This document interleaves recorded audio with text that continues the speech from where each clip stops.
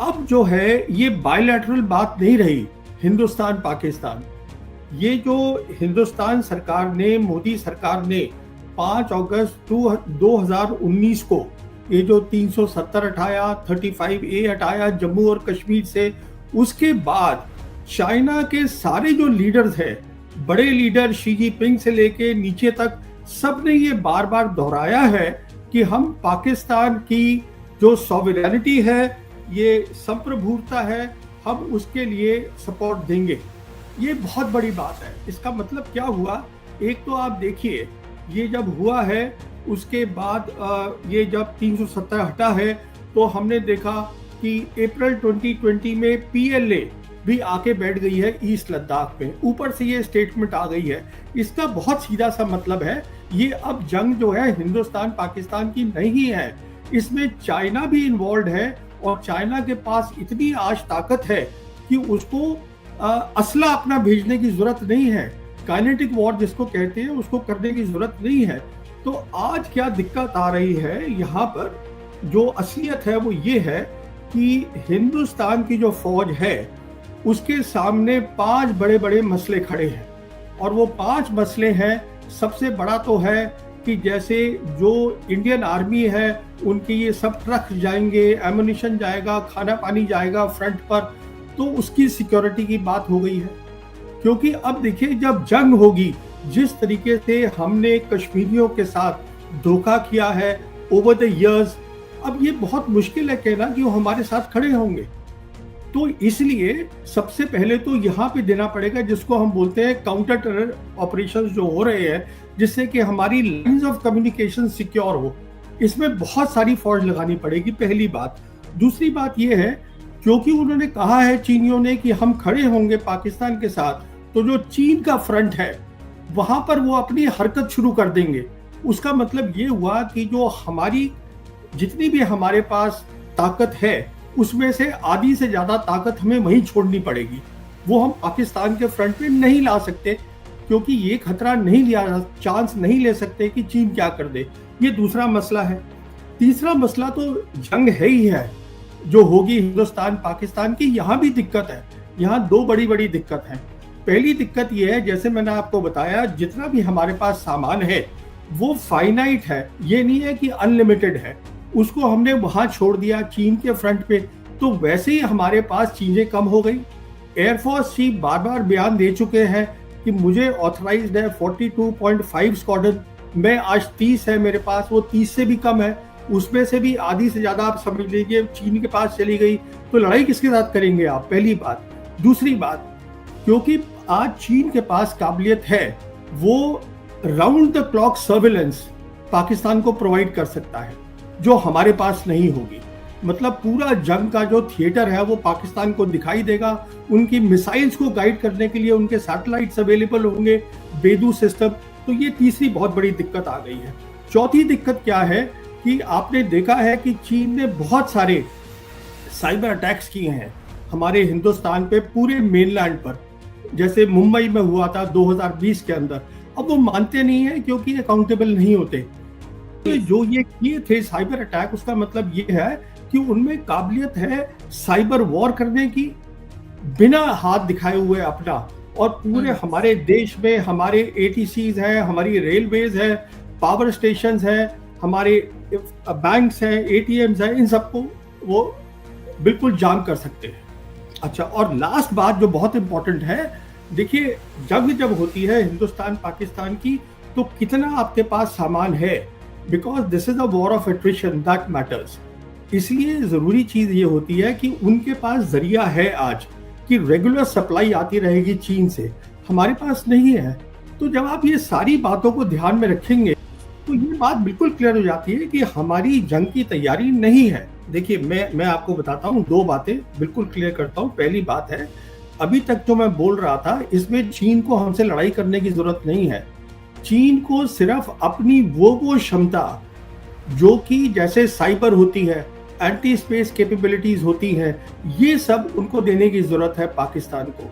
पाकिस्तान को ये देने की जरूरत है कि जो स्पेयर पार्ट्स है, एमुनिशन है, उसकी रेगुलर सप्लाई रहे। पाकिस्तान को ये देने की जरूरत है कि उनको पूरा जो है बैटल फील्ड दिखाई दे। तो तो ये सब चीजें मिल जाती हैं तो उसमें पाकिस्तान का फायदा होता है। साइबर का मतलब होता है जितनी भी आज डिजिटाइजेशन हुई है, मतलब कंप्यूटर लगे हैं। आज हम देखिए हिंदुस्तान में कंप्यूटर हमारे फाइनेंशियल, हमारे बैंकों में लगे हैं, हमारे पावर स्टेशन में लगे हैं, हमारे एटीसी पे लगे हैं, हमारी ट्रेन के वहां पर भी कंट्रोल होता है। उन सबको जाम कर सकते हैं। वो चाइना के पास आज ताकत है। दूसरी बात, चाइना जो है, जो इंटरनेट आता है हिंदुस्तान के अंदर, ये सब अंडर सी केबल्स होती हैं। आज उनके पास वो वेसल्स है, वो जहाज है जो हमारे पास नहीं है, जिससे कि वो अंडर वाटर इंटरनेट कनेक्शंस काट सकते हैं। इसमें उनको हमसे फिजिकल लड़ाई करने की जरूरत नहीं है।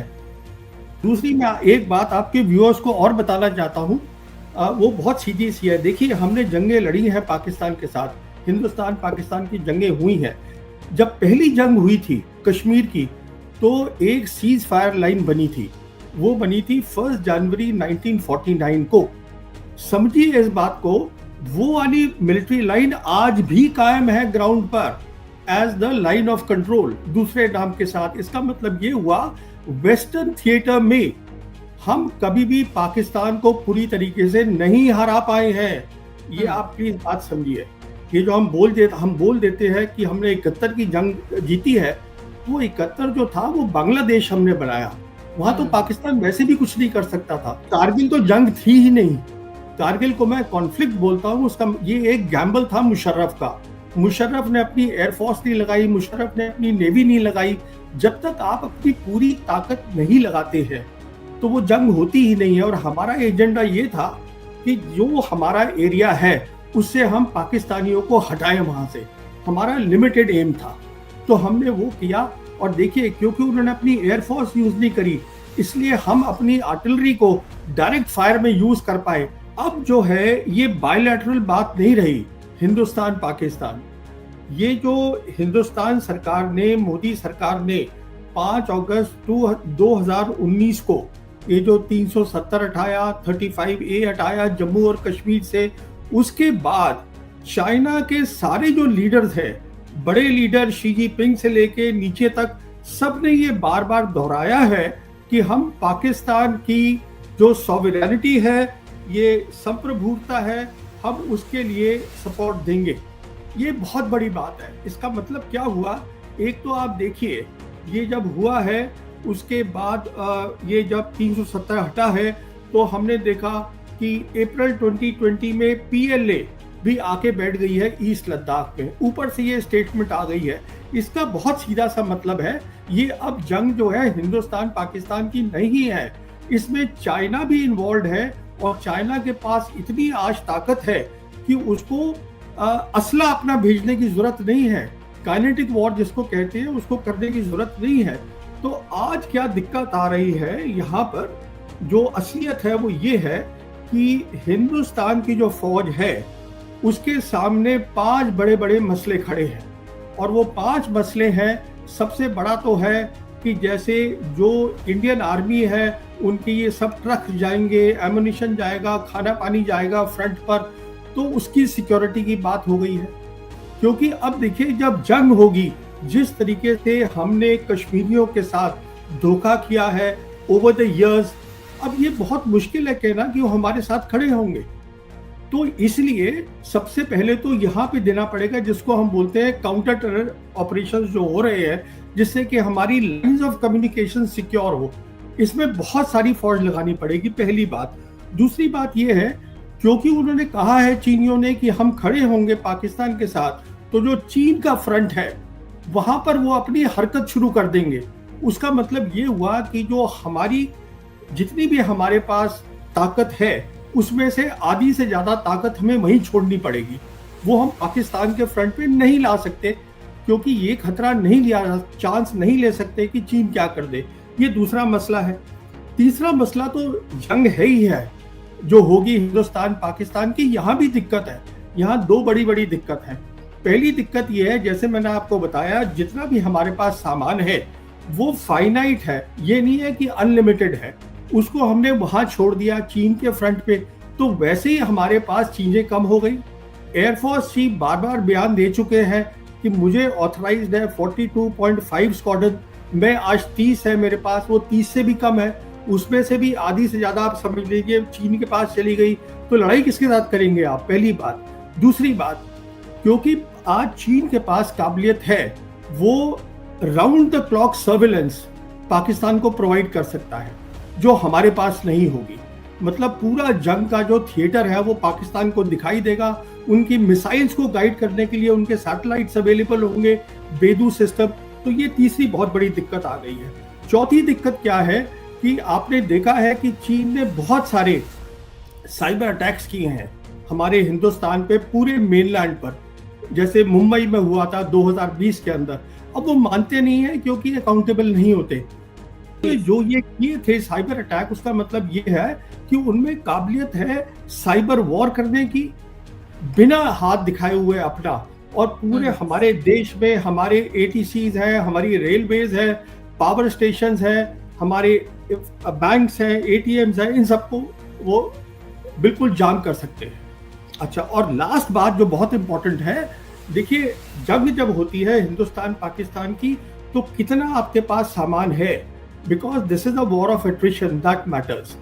इसलिए जरूरी चीज ये होती है कि उनके पास जरिया है आज कि रेगुलर सप्लाई आती रहेगी चीन से, हमारे पास नहीं है।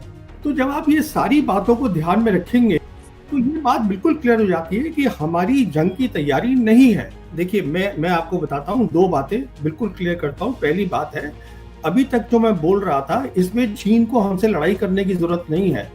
चीन को सिर्फ अपनी वो क्षमता जो कि जैसे साइबर होती है, एंटी स्पेस कैपेबिलिटीज होती हैं, ये सब उनको देने की जरूरत है पाकिस्तान को। पाकिस्तान को ये देने की जरूरत है कि जो स्पेयर पार्ट्स है, एमुनिशन है, उसकी रेगुलर सप्लाई रहे। पाकिस्तान को ये देने की जरूरत है कि उनको पूरा जो है बैटलफील्ड दिखाई दे। तो ये सब चीजें मिल जाती हैं तो उसमें पाकिस्तान का फायदा होता है। साइबर का मतलब होता है जितनी भी आज डिजिटाइजेशन हुई है, मतलब कंप्यूटर लगे हैं। आज हम देखिए हिंदुस्तान में कंप्यूटर हमारे फाइनेंशियल, हमारे बैंकों में लगे हैं, हमारे पावर स्टेशन में लगे हैं, हमारे एटीसी पे लगे हैं, हमारी ट्रेन के वहां पर भी कंट्रोल होता है। उन सबको जाम कर सकते हैं, वो चाइना के पास आज ताकत है। दूसरी बात, चाइना जो है, जो इंटरनेट आता है हिंदुस्तान के अंदर, ये सब अंडर सी केबल्स होती हैं। आज उनके पास वो वेसल्स है, वो जहाज है जो हमारे पास नहीं है, जिससे कि वो अंडर वाटर इंटरनेट कनेक्शंस काट सकते हैं। इसमें उनको हमसे फिजिकल लड़ाई करने की जरूरत नहीं है। दूसरी, मैं एक बात आपके व्यूअर्स को और बताना चाहता हूँ, वो बहुत सीधी सी है। देखिए हमने जंगें लड़ी हैं पाकिस्तान के साथ, हिंदुस्तान पाकिस्तान की जंगें हुई हैं। जब पहली जंग हुई थी कश्मीर की, तो एक सीज फायर लाइन बनी थी, वो बनी थी 1 जनवरी 1949 को। समझिए इस बात को, वो वाली मिलिट्री लाइन आज भी कायम है ग्राउंड पर as the line of control, दूसरे नाम के साथ। इसका मतलब ये हुआ, वेस्टर्न थिएटर में हम कभी भी पाकिस्तान को पूरी तरीके से नहीं हरा पाए हैं। ये आप प्लीज बात समझिए। ये जो हम बोल देते हैं कि हमने 71 की जंग जीती है, वो 71 जो था वो बांग्लादेश हमने बनाया, वहां तो पाकिस्तान वैसे भी कुछ नहीं कर सकता था। कारगिल तो जंग थी ही नहीं, कारगिल को मैं कॉन्फ्लिक्ट बोलता हूँ। उसका ये एक गैम्बल था मुशर्रफ का। मुशर्रफ ने अपनी एयरफोर्स नहीं लगाई, मुशर्रफ ने अपनी नेवी नहीं लगाई। जब तक आप अपनी पूरी ताकत नहीं लगाते हैं तो वो जंग होती ही नहीं है। और हमारा एजेंडा ये था कि जो हमारा एरिया है उससे हम पाकिस्तानियों को हटाएं वहां से, हमारा लिमिटेड एम था। तो हमने वो किया। और देखिए, क्योंकि उन्होंने अपनी एयरफोर्स यूज नहीं करी, इसलिए हम अपनी आर्टिलरी को डायरेक्ट फायर में यूज कर पाए।